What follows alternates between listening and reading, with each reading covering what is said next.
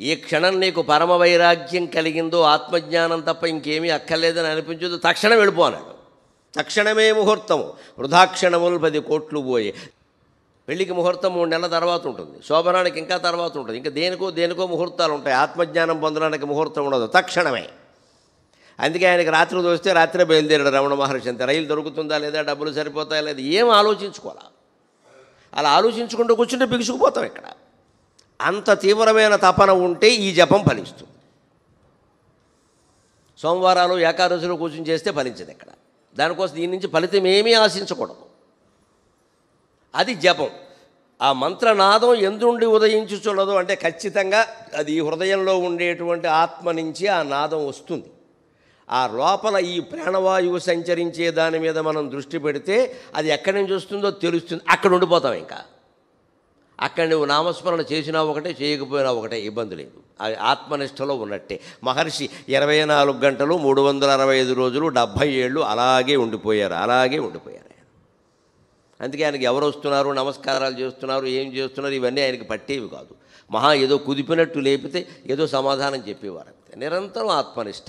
ఇక్కడ ఏదో క్యాన్సర్ పుండు అయితే ఆ పుండు తగ్గిపోవాలని సంకల్పించవచ్చు కదా అంటే ఆయన ఏమన్నారో తెలుసా, సంకల్పించడానికి ఎవడున్నాడు ఎక్కడా అన్నాడు.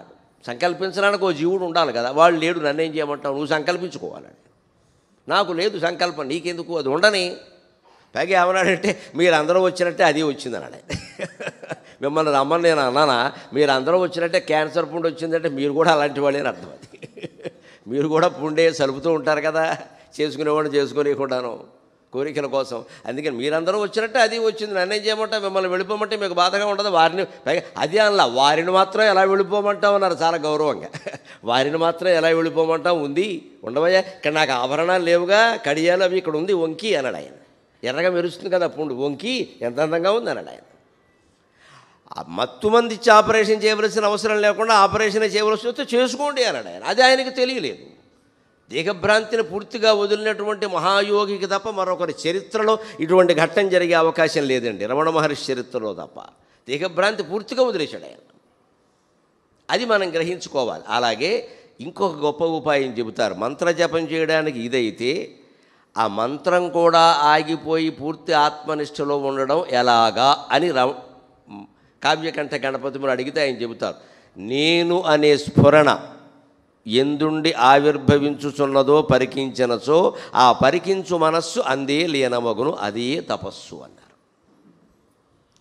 ఈ మంత్ర జపం చేస్తూ ఉంటే మంత్రధ్వని వాయు రూపంలో వస్తుంది కదా, అది కూడా లేకుండా అసలు అది కూడా ఆగిపోయినప్పుడు శ్వాస దాని ద్వారా అది నడుస్తూనే ఉన్నప్పటికీ మనం పడుకున్నప్పుడు ఉచ్ఛ్వాస నిశ్వాస నడిచినట్టుగా మనకు తెలియకుండా శ్వాస నడుస్తూనే ఉంటుంది. ఇప్పుడు నేను మాట్లాడుతున్నాను, శ్వాస మీద నేను దృష్టి పెట్టానా, మీరు వింటున్నారు, మీ శ్వాస మీద మీరు దృష్టి పెట్టారా, శ్వాస నడుస్తుందిగా, నడవకపోతే పడిపోం వెంటనే. అంచేత భగవంతుడు ఎంత గొప్ప ఏర్పాటు చేశారు అంటే మనం ఈ లౌకిక కార్యక్రమాలు ఎన్ని చేసుకుంటున్నప్పటికీ లోపల ప్రాణవాయువు సంచరించే విధంగా పెద్ద ఏర్పాటు చేసేసాడు. ఇంకా అంతకంటే గొప్పవాడు ఎవలేడు, దేవుడు ఉన్నాడు అనడానికి ఈ ప్రాణవాయువు ప్రాణశక్తి చాలు, ఇంకేం అక్కర్లేదు. ఇక్కడ ఇది నీ అనుమతి తీసుకుందా. అన్నం తిన్నామండి, అన్నం తినేడు ఇప్పుడు ఏమనుకున్నాం, గోంగూర పచ్చడి ఇంకొంచెం వేస్తే బాగుండు, వేశారు కానీ ఏమిటో ఉల్లిపాయలు తరగలా, ఇవన్నీ పెట్టుకున్నాం. ఇక్కడ పనసపొట్టు వేశారు కానీ గుమ్మిడొడియాలు ఉండాలి, చెప్పానుగా గుమ్మిడొడియాల ముందే ఈయన దృష్టి అంతా గుమ్మిడొడియాల మీద ఉంది. ఇలా ఏదో ఎంచుకున్నామండి, అన్నీ తిన్నామండి. కానీ ఈ మామిడికాయ పప్పు, మిరపకాయలు, గోంగూర పచ్చడి, ఉల్లిపాయలు, పనసపొట్టు కూర, గుమ్మడికాయలు, మొక్కల పులుసు, అందులో వేసిన ఆనపకాయ మొక్కలు అన్నీ లోపలికి వెళ్ళాక ఏమయ్యాయి, పశువులకు వేసే కుడితిగోళం ఎలా ఉందో ఇది కూడా అంతే. ఒక్క మాటలో చెప్పాలంటే పల్లెటూరు వాళ్ళకి బాగా తెలుస్తుంది. పశువులకి మేత వేస్తారు, కుడితిగోళమని బాగా అన్ని నీళ్లే ఉంటాయి, అందులో మిగిలిన పదార్థాలన్నీ బారేస్తారు, చిట్టేస్తారు, తౌడేస్తారు, మిగిలిన అన్నం బారేస్తారు, ఏది మిగిలితే అది అందులో బారేస్తారు. అవన్నీ కలిపి కొట్టరా కావేటరంగా తింటుంది అది. మనము కూడా లోపల చూసుకుంటే ఇలాగే ఉంది. ఇక్కడ నువ్వు చాలా ఆకర్షణీయంగా ఉండి అందంగా వండించుకుని రుచిగా వండించుకుని తిన్న కూరలన్నీ లోపలికి వెళ్ళి కుడితిగోళంలో పశువులు తిండి అయ్యాయి. ఇందులో అనుమానం వెళ్ళ. మనం ఎందుకు మళ్ళీ అన్నం తినగలుగుతున్నాం, శరీరాన్ని ప్రేమించగలుగుతున్నాం అంటే లోపలికి ఎప్పుడు ఓ గొట్టం పెట్టుకుని చూసే అవకాశం మనకి ఇవ్వలేదు ఎవరు. లోపలికి ఓ గొట్టం పెట్టుకుని చూస్తే మళ్ళీ జీవితంలో అన్నం తినవాడు. ఈ అసహ్య ప్రక్రియను మనం గమనించద్దా. ఒకసారి పడుకున్నప్పుడైనా అనుకోవాలి కదా, జీవితం అందంగా ఉంది శరీరం అంటే బాగు స్నానం చేసి పంచి కట్టుకుంటే అందంగానే ఉంటుందండి. ఏమైనా లోపల అలా ఉందా? కానీ మనం తినేటప్పుడు ఇన్ని రకాలు ఎంచుకున్నాం, లోపలికి వెళ్ళాక అది ఏం జరుగుతుందో మనకేమైనా తెలుసా? మనకు తెలియకుండా మన పనులు మనం చేసుకుంటున్నాం, పడుకుంటున్నాం, రాగద్వేషాలకు లోనవుతున్నాం, ఆత్మస్థుతి పరనింద చేసుకుంటున్నాం, రకరకాల పుస్తకాలు చదువుతున్నాం, సినిమాలు చూస్తున్నాం. ఈ లోపల ఈ జీర్ణ ప్రక్రియ నడుస్తుందా లేదా? మరి నీ పనుల్లో నువ్వు ఇక్కడ మునిగిపోయినప్పటికీ సృష్టిలో సమస్త జీవరాశులకి ఈ జీర్ణ ప్రక్రియ నడిపిస్తున్న దేవుడు ఉన్నాడు అని వేరే చెప్పాలా? ఇది ఒక్క ఉదాహరణ సరిపోదా? వేరే మన అనుమతి లేకుండా, మన ప్రమేయం లేకుండా అక్కడ జరిగిపోతుంది అంటే ఈ అనంతమైన సృష్టిని అంతటినీ నడిపిస్తున్న భగవంతుడు ఉన్నాడని వేరే చెప్పేది ఏమిటండి? తెలియట్లా ఇక్కడ. అది సహజంగా నడుస్తుంది అంటే అలాగే అదో అజ్ఞానం. సహజం అంటే సంస్కృతంలో ప్రతిదానికి అర్థాలు ఉంటాయి, తెలియకుండా మాట్లాడద్దు. సహా జాయతే ఇది సహజం, కూడా పుట్టింది అని. దేంతో కూడానో పుట్టింది, అదేమి సహజం ఏం కాదు. అది దేంతో కూడా పుట్టిందంటే ఆత్మ సృష్టిగా ఆవిర్భవించినప్పుడే పుట్టింది. సహజం అంటే అర్థం, న్యాచురల్ అని అర్థం చెప్పకూడదు. ఇంగ్లీష్కి సంస్కృతానికి కుదరదు. సంస్కృతంలో ఆత్మజ్ఞానానికి సంబంధించి చాలా లోతైన అర్థాలు ఉంటాయి. సహజం అంటే సహా జాయతే, కూడా పుట్టింది. దేని కూడా పుట్టింది? వాడు అలా వాడి కోపం సహజం అంటే వాడు పుట్టినప్పుడే కోపం పుట్టింది. వాడంటే వాడు జీవుడు. ఆ జీవుడు పుట్టినప్పుడే కోపం కూడా పుట్టింది. ఎందుకని? కోపం ద్వారా వాడు అనుభవించవలసిన కర్మఫలాలు కొన్ని ఉన్నాయి, అందుకోసం పుట్టింది అక్కడ.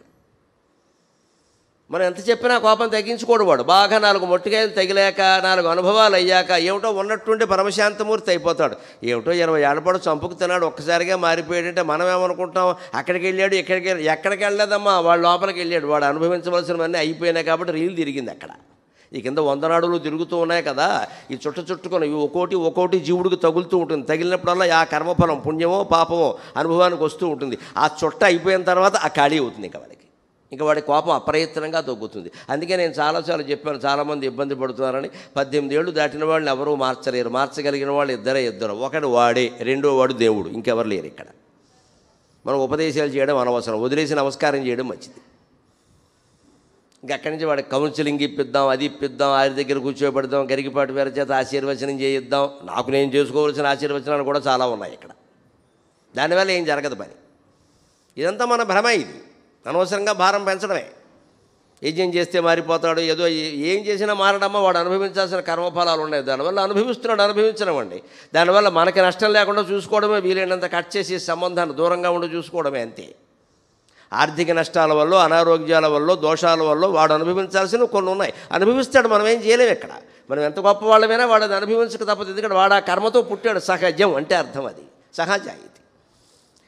అంటే నేను అనే స్ఫురణ, ఈ మంత్రధ్వని కూడా లేకుండా లోపల కళ్ళు మూసుకుని మనం లోపలికి కనుక అంతర్ముఖ సమారాధ్య అన్నట్టుగా లోపలికి వెళ్ళి చూస్తే నేను అనేది స్ఫురిస్తూనే ఉంటుంది. ఆ నేనే నువ్వు కాబట్టి స్ఫురించకపోవడం ఉండదు. శవానికి స్ఫురించదు కానీ ప్రతి జీవికి స్ఫురిస్తుంది. ఆ మాటకు వస్తే కుక్కలకి, నక్కలకి, శాలెగోళ్ళకి, జీవులకు కూడా స్ఫురిస్తుంది. అయితే వాటికి దాన్ని గ్రహించే శక్తి లేదు, మనకు ఉంది అంతే. అందుకే మానవ జన్మ దుర్లభం అన్నారు.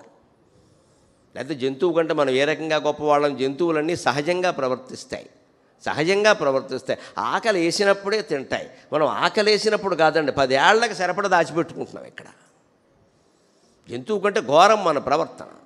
కాస్త ఏదైనా ఫలానా వస్తువు కరువు వస్తుంది అంటే 100 కేజీలు ఒకడే కొనేస్తాడు ఇక్కడ. మిగిలిన సమాజం ఏమైపోతుందో ఆలోచించడం. ఓ అపార్ట్మెంట్లో మనం 25 మంది కలిసి ఉంటున్నాం. ఒక నీళ్ల కొరత వచ్చింది అనగా మన ఇంటి నిండా నీళ్లు నింపేస్తాం, మిగిలిన వాళ్ళు పోయినా పర్వాలా. అయ్యో వాళ్ళ ఇంట్లో పక్క ఇంట్లో పురుడు పోసుకునే అమ్మాయి ఉంది, ఇంకో ఇంట్లో ముసలాయన ఉన్నాడు, ఇబ్బంది పడతారేమో. మనకేదో ఇంట్లో ఉన్నది ఇద్దరమే కదా, ఈ 2 డబ్బాలు చాలు, మిగిలినవి వాళ్ళకు వదిలేద్దాం అనిపించి నింపై తర్వాత చూసుకుందాం, వాడు కూడా మనకెందుకు. ఇదే మన ధోరణి. అంటే ఈ ఖచ్చితంగా ప్రతి జంతువు ఇలా ఉండదండి. ఎక్కడ జంతువు ఇలా ఉండదు. దానికి అవసరమైన ఆహారం తిని కడుపు నిండగానే పోతుంది. అది మన కడుపు నిండంతో సరిపెట్ల. సాయంత్రానికి రేపటికి వచ్చాయిగా ఫ్రిడ్జులు, శవపేటికల్లాగా అందులో దాస్తూ ఉంటాం పట్టుకెళ్ళి. మళ్ళీ 4 రోజులకి 3 రోజులకి తీసుకుని తింటూ ఉంటాం ఇక్కడ. ఈ నిలవబెట్టుకోవడం అనేది మనిషికి చేతనే, ఎందుకంటే భవిష్యత్తు ఆశ. జంతువుకు అది లేదు. ఎందుకంటే జంతువు కంటే మానవ జన్మ దుర్లభం అంటే నాకు ఆశ్చర్యంగా ఉంటుంది. ఎందుకు? ఏం మంచివాడు మానవుడు జంతువు కంటే? ఏ జంతువు కంటే కనీసం ఆయుర్దాయం కూడా మనకు జంతువుల కంటే ఎక్కువ కదా. పాము ఎవడూ పనిగట్టుకుని చంపకుండా ఉంటే 400 ఏళ్ళు బతుకుతుందమ్మా, 400 ఏళ్ళు బతుకుతుంది ఎవరు చంపకుండా ఉంటే. కాకి తుఫాను రాకుండా ఉంటే 100 ఏళ్ళు బతుకుతుంది. కాకిని చిరంజీవి అంటారు. 100 ఏళ్ళు తుఫాను రాకుండా. కాకి ఎప్పుడూ చంపదు. కాకులను వేటాడేవాళ్ళు ఇంకా తయారవ్వలేదు, సంతోషిద్దాం. కాకి మాంసం తినేవాళ్ళు తయారవ్వాలి, సంతోషిద్దాం. కానీ కాకులు కూడా మరణం ఉండాలి కదా. తుఫాను గాలి రాకుండా ఉంటే కాకి 100 ఏళ్ళు బతుకుతుంది. మరి కాకి కంటే మనం ఏం గొప్పవాళ్ళం ఎక్కడ? అందుకని ఆత్మజ్ఞానం పొందకపోతే ఏమంటారంటే కాకి నీకు తేడా ఏముందిరా 100 ఏళ్ళు బతికవు, ఎందుకు పని లేక. ఆ పొందాలి అంటే ఈ సాధన ఎవరికి వారే చెయ్యాలి. ఇలా నేను చెప్పినటువంటి సాధన చేస్తే రమణ మహర్షి చెప్పినటువంటి మార్గంలో మీరందరూ కూడా జీవన్ముక్తులు అవుతారు. అందరూ జీవన్ముక్తులు అవుతారు, ఎవరిని ఆశ్రయించక. వారి కింద వారి పాదాలు వీరి పాదాలు పట్టుకుని బాధపడవలసిన సర్వస్వతంత్రమైన విధానం ప్రపంచం మొత్తం మీద ఏదన్నా ఉంటే అది రమణ మహర్షి మార్గం ఒక్కటే. ఆయన సూటి మార్గం. నువ్వు బాగుపడ్డవాయా, నీకు ఆ గొడవ అంతా ఎందుకయ్యా? దేవుడు ఉన్నాడా లేడా అని కూడా ఆయన అడిగితే ఆ గొడవ ఎందుకు, నువ్వు ఉన్నావా లేదో చూసుకోమన్నాడు ఆయన. అందుకని దేవుణ్ణి నిరూపించే ప్రయత్నం చేయలేవా? ఈయన నిరూపించాల్సిన అవసరం ఆయనకేమిటండి? నువ్వు ఉన్నావా లేదా అది చూసుకో, దేవుణ్ణి వదిలేయి, ఉన్నాడా లేడా. నువ్వు ఉన్నావా లేదా అంటే నేను ఉండకుండా ఎలా ఉంటా, మరి అదెవరో ఆలోచించమన్నాడు ఆయన. అప్పుడు అన్నీ అర్థమవుతాయి. అంచేత ఈ శక్తి కోసం మనం ప్రయత్నం చేయాలి ఖచ్చితంగా. అందుకని నేను అనే స్ఫురణ ఎందుండి ఆవిర్భవించుచున్నదో గమనించినచో ఆ గమనించు మనస్సు అందే లేనవగును, అదే తపస్సు, వేరే తపస్సు ఏమీ లేదు ఇక్కడ. ఆ జపం కూడా లేనప్పుడు ఆ నేను అనే ఎక్కడ స్ఫురణ వస్తుందో కలుగుతుంటే సరిగ్గా లోపలికి చూపి లోచూపుతో లోపలికి చూసి దాని మీదే దృష్టి పెడితే అదే తపస్సు, ఇంకేమక్కల. ఎంతసేపు ఉండగలిగితే అంతసేపు ఉండు. అందులో నిజంగా లీనం కాగలిగితే బయట ధ్వనులు కొన్ని వినపడవు, కానీ అప్పుడు కూడా మీ శ్వాస మీకు వినపడుతుంది. ఇంకో సులభమైన ఉపాయం చెబుతున్నా. బౌద్ధ మతంలో జన్ బౌద్ధం అని ఒకటి ఉంది చైనా దేశంలో. వాళ్ళు చేస్తారు ఆ పద్ధతి, గురువులు శిష్యులు చేయిస్తారు. అలారం గడియారం ఒకటి పక్కన పెట్టుకోమన్నారు, ఇలాంటి బల్ల మీద లేకపోతే మంచం మీద. అది టిక్ టిక్ టిక్ టిక్ అని వినిపిస్తూ ఉంటుంది కదా, ఆ టిక్కే వినపడాలి, నీకు ఇంకేం వినపడద్దు. అంత నిశ్శబ్దంగా లోపలికి చూడాలి. ఒక్క టిక్కు కూడా జారిపోతాం, మళ్ళీ కాసేపు ఏదో ఆలోచన దగ్గర మళ్ళీ మారిపోయి ఇందుకు రావడం కాదు. ఇక్కడ ఒక్క టిక్కు కూడా జారిపోవద్దు అని సంపూర్ణంగా అలారం గడియారం మోగే టిక్ టిక్ టిక్ అన్నదాని మీద శబ్దం పెడితే ఏకాగ్రత కుదిరి తీరుతుంది, అనుమానం లేదండి. అది చేసి చూడండి మీ ఇంటికి. అలారం గడియారం ఉపయోగించుకోవలసింది దానికి. ఆ టిక్ తప్పితే ఇంకేం వినపడదు. మహా అయితే మన శ్వాస అంతే, అదేం వినపడేది ఏం లేదు, ఊరికి తెలుస్తూ ఉంటుంది. అదే పెద్ద శబ్దం చేయదు కదా, తెలుస్తూ ఉంటుంది. ఈ టిక్ వినపడదు, అది ఒక్కటే. టిక్ అనేది దైవనామమా అనద్దు, ఇక్కడ అన్నీ దైవనామాలే. సర్వవాంగ్మయము స్తోత్రములన్నీ స్తోత్రాణి సర్వాగిరహ అంటారు శంకరాచార్య. స్తోత్రాణి సర్వాగిరహ, అన్ని వాక్కులు దేవతా స్తోత్రములు. ఆ టిక్కు కూడా దేవతా స్తోత్రమే. నువ్వు ఆ దృష్టితో చూడాలి. ఆ టిక్ టిక్ అనగానే గడియారం మోగుతోంది, ఇదివరకులా మోగట్లా, దీనిలో బ్యాటరీ వేయాలి, ఈ ఆలోచన రావద్దు ఇంకా. మళ్ళీ అక్కడికి ఇంతకన్నా అందమైన గడియారం ఎక్కడో చూసా, ఇది టిక్ అన్నారు దీన్ని అదో కిక్ అంటారు దీన్ని. ఈ టిక్ అనేది భగవన్నామమే అనుకుని నువ్వు దాని మీదే పెడితే ఆ టిక్ చాలు, ఇంకేమక్కల. ఏదైనా చాలు, ఏ శబ్దమైనా చాలు. అది ఓంకారం అయితే మరీ మంచిది. అలాంటి ప్రయోజనాన్ని పొందే విధంగా ఆయన చెప్పాడు. అందుకని ఆ 2 జపాలు మనం సాధన చేసే ప్రయత్నం చేద్దాం.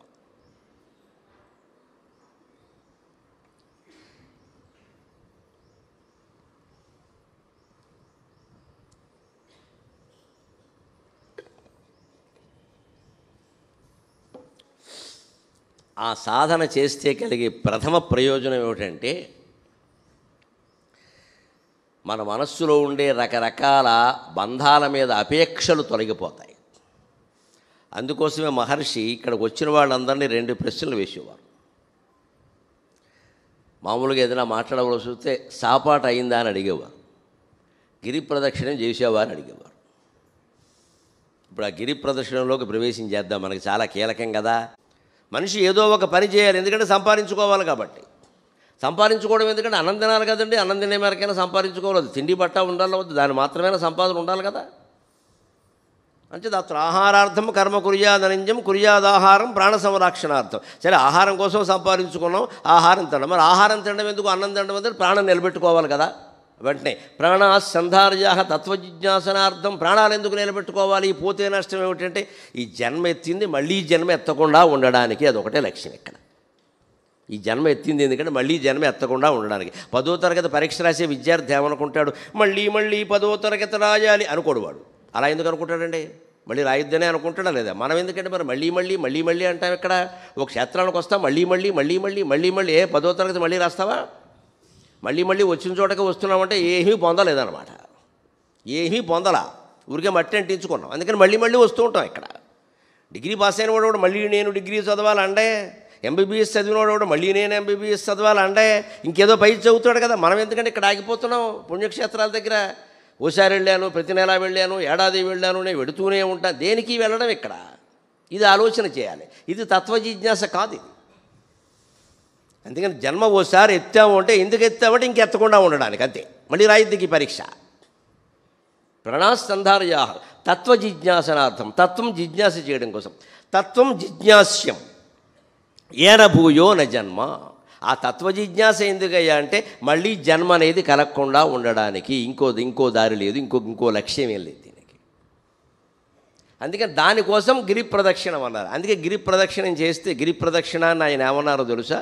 సంచార సమాధి అన్నారు. ఆ గ్రంథాల్లో చూసుకోండి మీరు. దివ్య జీవన మకరందం కానీ, రమణ మహర్షి గురించిన ఏ పుస్తకాల్లో కానీ ఆయన మాటలు యథాతథంగా ఉటంకించిన చోట చూసుకుంటే తెలుస్తుంది. గిరి ప్రదక్షిణం అంటే ఏమిటంటే సంచార సమాధి అన్నారు. అంటే సంచారం అనేదాన్ని ఒక సమాధి స్థితిగా భావించాలి. నువ్వు కొట్టు కనపడగానే ఆగి బట్టలు కొనుక్కుని, కొట్టు కనపడగానే ఆగి మళ్ళీ బ్యూటీ క్లినిక్లో సామాన్లు కొనుక్కుంటే ఇంక ఇది అనవసరం. ఇక్కడ మనం సమాధి అయిపోయాం. ఇవాళ మొత్తం షాపింగ్ కాంప్లెక్స్లో వచ్చే గిరి ఎక్కడా కనపడలేదు నాకు, నా దురదృష్టం ఏమిటో కానీ. మొత్తం మూసేశారు, అయిపోయింది. 14 కిలోమీటర్లు అయిపోయింది, దుకాణాలు మిగిలాయి. ఎక్కడంటే వ్యాపారం జరుగుతోంది. ఆశ్రమం వాళ్ళు కూడా బాధపడుతున్నది. ఏదో నన్ను అభ్యర్థించారు ప్రత్యేకంగా, చెప్పండి బాబు దీని గురించి అని. తట్టుకోలేకపోతున్నాం, పొన్నమనాడు జనం మనాడు ఒకడు ఉండట్లేదు ఎక్కడని చెప్పారు. మనకు నమ్మకం బాగా వచ్చేసింది. దాన్ని పొన్నమి నాడు చేయడం ప్రశస్తమని ఎందుకన్నారో తెలుసా? నువ్వు పెద్ద లైటింగులు వెలుగుల్లో ఫ్లడ్ లైట్లు పెట్టుకుని చేస్తావని కాదు. అక్కడ పొన్నమి అన్నిటి మీద, చంద్రుని వెలుగు అన్నిటి మీద సమానమే. ఒక దేవాలయం మీద ఎలా పడుతుందో ఒక మురికి కాలువ మీద కూడా అలాగే పడుతుంది పొన్నమి వెన్నెల. మన దృష్టి అలా మారాలి, సమదృష్టి ఏర్పడాలి. చంద్రుడు వెన్నెల నేల మీద పడుతూ ఉంటే 5 అంతస్తుల భవనం మీద ఎలా పడుతుందో కూలివాడి గుడిసె మీద కూడా అలాగే పడుతుంది. చంద్రుడికి భేదం లేదుగా. వీడు కూలివాడు, నేను పడద్దు అనుకోడు. వీడు ఐశ్వర్యవంతుడు, నాకు బిల్లు కడతాడు కాబట్టి ఎక్కువ పడాలి అనుకోడు. మన జీవితంలో ఆ దృష్టి సాధించాలి. ఐశ్వర్యవంతులతో ఒక రకంగా, పేదవాళ్లతో ఒక రకంగా మనం వ్యవహరించకూడదు. ఏదైనా వ్యవహరించడం అనేది అవసరాన్ని బట్టి. అవసరమైన వాడికి ఇస్తాం. ఆ వారికి ఎందుకు ఇవ్వలేదు అంటే మనకి ఇష్టం లేక కాదు, అవసరం లేదు. వారికి అవసరం లేదు, వీరికి అవసరం, అంతే. ఈ దృష్టి, ఇది సంచార సమాధి. ఇది సంచరిస్తే కానీ జరగదండి. ఒక ఇంట్లో కూర్చున్నామనుకో, బావిలో కప్పలాగా మన కుటుంబ సభ్యులు ఇందులోనే ఉండే మంచి చెడ్డలు, ఇదే ప్రపంచం, ఇంకేం లేదు ఇక్కడ. అదే ఒక్కసారి కొండ చుట్టూ తిరిగారనుకోండి, లేదా ప్రయాణం ఏదో చేశారనుకోండి, కాశీ వరకు వెళ్ళొచ్చారనుకోండి, బోళ్ళు కులాలు, బోళ్ళు మతాలు, రకరకాల మనుషులు, రకరకాల ప్రవృత్తులు అన్నీ చూశాక జీవితం మొత్తం అర్థమైపోతుంది. ఇంక వేరే చెప్పక్కల. అందుకే పూర్వకాలం వైదిక విద్యార్థులకి 10 వేదం నేర్పడంతో పాటుగా దేశాటన చేయమని చెప్పేవారు. వేదం ఒకటి నేర్పితే పుస్తక జ్ఞానం ఉంటుంది, లోకజ్ఞానం ఉండదు. దేశాటన చేయమని చెప్పేవారు. వెళ్ళేటప్పుడు ఏం చేసేవాళ్ళు, ఆ సంచిలోనూ జోలులోనూ తిలగడ దుంపలు, బంగాళదుంపలు ఎందుకు నిలవ ఉంటాయని దారిలో ఏదో వండుకోవాలి కదా. మరి ఓ వాన వస్తుందేమో అని గొడుగిచ్చేవారు, కారికి చెప్పులు ఇచ్చేవారు. ఇదే పెళ్లికి ముందు చేసే స్నాతకం. మనం పెళ్లికి ముందు చేస్తున్నాం, ఇంతకంటే పొరపాటు ఇంకోటి లేదు. పెళ్లికి ముందు కాదు చేయవలసింది, విద్య అయిపోయాక. అందుకే ఇప్పటికీ యూనివర్సిటీ కాన్వకేషన్ అంటే స్నాతకోత్సవం అంటారు. విద్య అయిపోయాక చెయ్యాలి. నువ్వు విద్యార్థి విద్య ముగియగానే చేయవలసిన పని ఏమిటంటే వెంటనే వివాహంలో ప్రవేశించడం కాదు. ఇక్కడ దేశాటనం చెయ్యాలి. అప్పుడు సంసారం ఎలా చేసుకోవాలో, ఉద్యోగం ఎలా చేసుకోవాలో తెలుస్తుంది.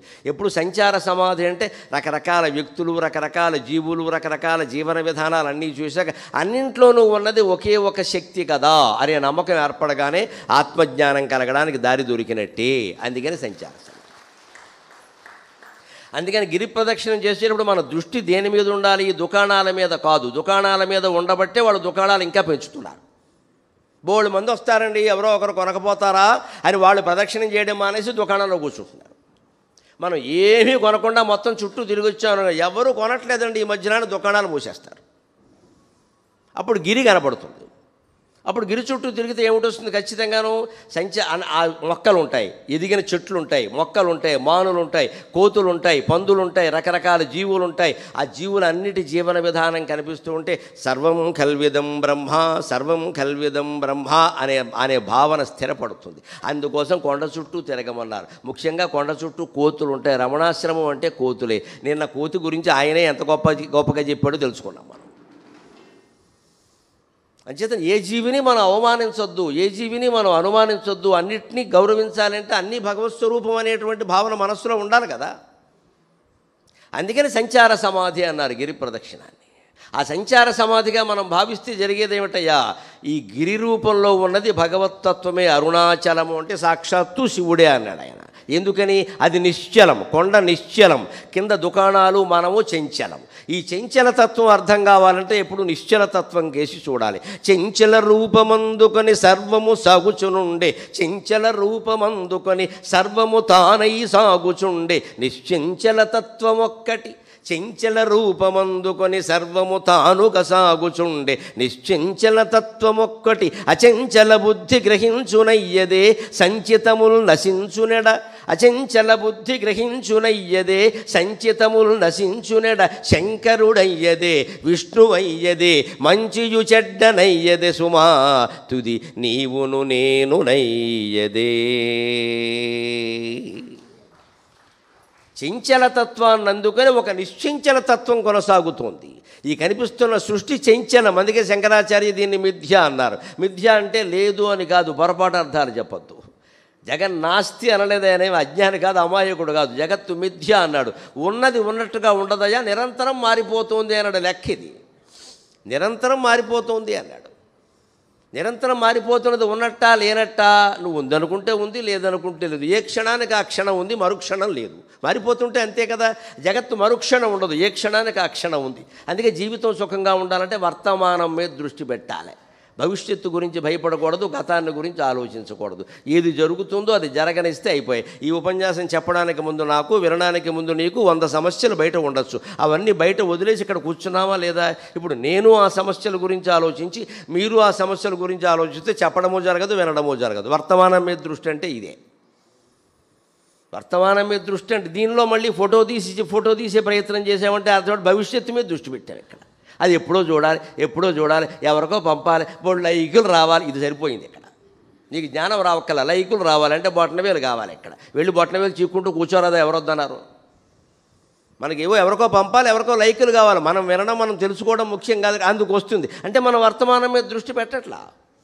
చెంచల రూపాన్ని అందుకొని మొత్తం సర్వము తానుగా సాగుచుండే నిశ్చంచల తత్వం ఒక్కటి, నిశ్చంచలమైన తత్వం ఒకటి ఉంది, అదే భగవంతుడు. నిశ్చలతత్వా జీవన్ముక్తి అన్నారు శంకరాచార్య. నిశ్చలతత్వం తెలిస్తే జీవన్ముక్తి పొందినట్టే. నిశ్చలత్వం ఎలా తెలుస్తుంది మనకి? చంచలత్వం తెలియాలి అంటే, దాని విషయం తెలియాలంటే నిశ్చలత్వం మీద దృష్టి పెట్టాలి. ఎలాగా? మనం రైల్వే స్టేషన్కి వెళ్ళాం, ఓ రైలు ఎక్కాం, అది 9 బయలుదేరుతుంది రాత్రి. ఓ పావుగంట ముందే ఎక్కి కూర్చున్నాం, 9 ఎక్కి కూర్చున్నాం, చూస్తున్నాం. అలాగా ఈలోపు పక్క రైలు కదిలింది. మనకేమనిపించింది? ఆ రైలు చూస్తుంటే మన రైలే కదిలింది అనిపించింది. వెంటనే మన రైలు కదులుతుందా లేదా అని చూసుకుంటాం. ఇది 9 కదా, ఇప్పుడు 8:45 అయింది, ఇప్పుడు ఎలా కదులుతుంది అని అనుమానం వచ్చి, పక్క రైలు కదులుతుంటే మన రైలు కదులుతున్నట్టే అనిపిస్తుంది. కాబట్టి అనుమానం నివృత్తి చేసుకుందుకు ఏం చేస్తాం? ప్లాట్ఫారం కేసి చూస్తాం. మనం ఎక్కింది ప్లాట్ఫారం మించే కదా. ప్లాట్ఫారం నిశ్చలం. ప్లాట్ఫారం కేసి చూడగానే అది కూడా కదులుతుంది అనుకోండి, మన రైలు కదులుతున్నట్టే లెక్క. అది కదలకుండా నిశ్చలంగా ఉందనుకోండి, మన రైలు కదలట్లేదు, వేరే రైలు కదులుతోందని తెలుసా. అంచేత చంచలమైన రైలు కదలకి నిశ్చలమైన ప్లాట్ఫారం ద్వారా జ్ఞానం వచ్చినట్టే, చంచలమైన ఈ సృష్టి రహస్యాలన్నీ నిశ్చంచలమైన భగవత్తత్వం ద్వారా అర్థమవుతాయి. రైలు అర్థమైన జీవితం అర్థమవుతుంది. ఎక్కడం దిగడం ఇంకా ఆలస్యం అని ఇలా సాగదీయడం తప్పితే ఎప్పుడైనా ఆలోచించామా? రైలు ఆలస్యం అయితే ఆత్మ గురించి ఆలోచించాలి, రైలు గురించి కాదు. ఇక్కడ అమ్మయ్య మంచి పుస్తకం తీసుకుని చదువుకోవాలి, సోది పెట్టకూడదు పక్క వాళ్ళతోటి. ఈ రావడం పోవడం, మనం వెళ్ళడం, అక్కడ పనులు, ఇవన్నీ దేనికి అసలు అవసరమా? అనవసరంగా ప్రయాణాలు చేస్తున్నామో అని ఆలోచించాలి. అవి మానేయచ్చు. ఎందుకంటే ఈ మధ్య రైళ్లు, విమానాలు, బస్సులు అన్నీ కిక్కిరిసిపోతున్నాయి విపరీతంగా. చాలామంది అనవసరంగానే చేస్తున్నారు నా అభిప్రాయం. ఏదో చిన్న మాట రాగానే వెళ్ళిపోవడమేం కదా, అది ఏదో బాగుందనగానే వెళ్ళిపోవడం అంతే. ఇంకా అది మనకు అవసరమా? చూసాం కదా, ఇది ఏమైనా చేసామా లేదు, అది ఒక్కడే చూడాల, అది చూశాక మళ్ళీ ఇంకేదో. ఇక్కడ ఇలా అనవసరంగా చేసేవాళ్ళు ఎక్కువ కాబట్టి ఎక్కడ టికెట్లు దొరకట్లేదు, అవసరమైన వాళ్ళకి దొరకట్లేదు. ఇది మనం జాగ్రత్త పడాలి బాగా.